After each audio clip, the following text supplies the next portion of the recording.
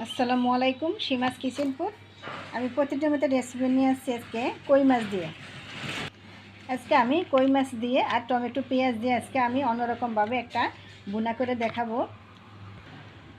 তারপর আমার ফুড ভিডিওটা দেখুন যে আমি কীভাবে কই মাছ দিয়ে টমেটো দিয়ে বুনা করব।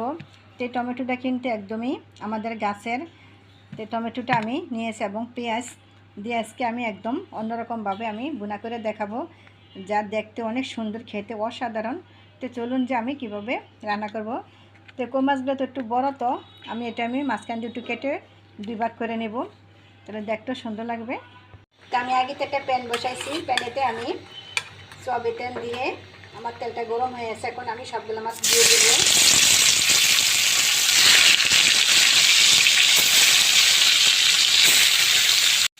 আমার কই মাছগুলো ভাজা হয়ে গেছে, এখন আমি সবগুলো কই মাছ আমি তুলে ফেলবো। আমি সবগুলো মাছ তুলে নিয়েছি, এখন আমি পেঁয়াজগুলো আমি দিয়ে দিব।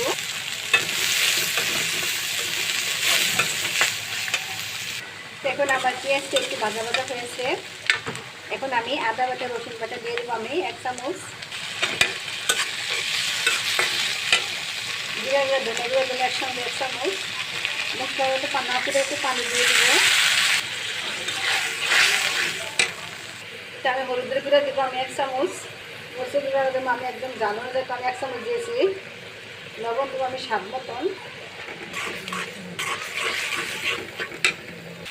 তো আমি এখানে মশলাটা আরও 10 মিনিটের মতন কষিয়ে নিচ্ছি।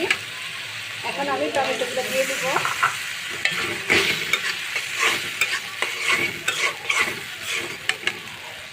টমেটোগুলো দিয়ে আমি আরও 10 মিনিটের মতন কষাইছি, এখন তেল ছেড়ে দিছে। এখন আমি অবশিষ্ট পানিগুলো দিয়ে দেব।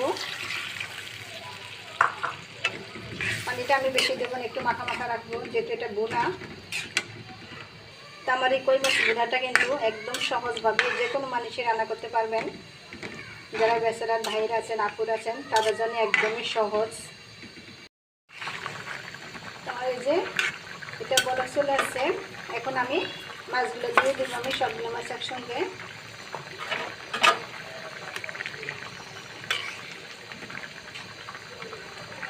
আমার এই যে কই মাছের বোনাটা হয়েছে, এখন আমি একটু গরম মশলা দিয়ে আমি তুলে ফেলবো। তারপরে আমার মতন এইভাবে কই মাছের বোনা রান্না করে আমাকে কমেন্ট করুন প্লিজ। আপনাদের কাছে আমার একটাই রিকোয়েস্ট, আমার এই রেসিপি যদি ভালো লাগে তাহলে আমার চ্যানেলটাকে লাইক কমেন্ট করে আমার পাশে থাকুন। আল্লাহ হাফেজ।